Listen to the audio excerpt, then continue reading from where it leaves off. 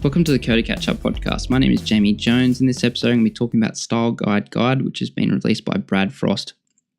Now, I've got a link to the GitHub repository for this in the show notes, so please do check them out. Otherwise, just do a search for Brad Frost Style Guide, and you'll find that there.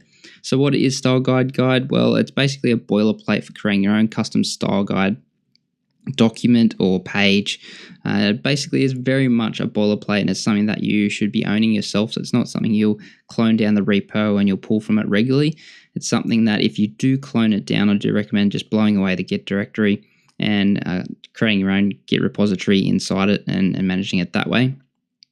So it basically gives you the structure and general layout, and then some suggestions on how to implement your style guide. So it gives you the kind of like sections that you should be splitting things up in, like basically kind of like here's your components, here's your headings, stuff like that.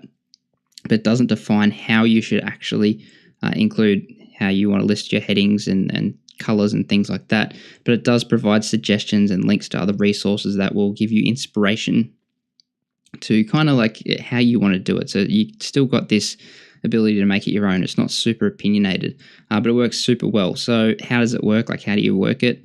It uses Jekyll, which is a Ruby gem. So you may need Ruby on your system, or just some way to use Jekyll through Ruby through some other way, maybe through Docker. But basically, Jekyll, static site generator. As long as you have the Jekyll gem installed, you can work with the project. So you just bring it down from the root directory of your project, just run Jekyll serve, and it will boot up a web server for you, and you can just start making your changes. Now, Jekyll being a static site generator, it gives you all the options of including kind of like components or partials, so it makes it very easy to develop what you need to do, or basically what you need to build into your style guide. But that's essentially it. Very basic episode, but it's a good one. I really think this is a great idea, and if you're not doing style guides, I do definitely recommend doing them. If you're more on the JavaScript side, though, I probably would recommend something more like React Storybook or something to complement that. But I'd love to know what your thoughts are. What do you use? Have you used this before? Have you found it using it? I'd really love to know. Send through a tweet to @CoderCatchup on Twitter. You can send through an email to codercatchup@gmail.com.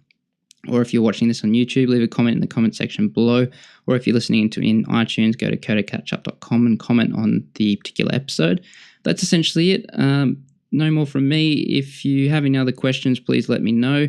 I'm going to be doing another Q&A episode coming up soon, so send through any questions you have via a tweet or email. But that's it. We'll catch you in the next one.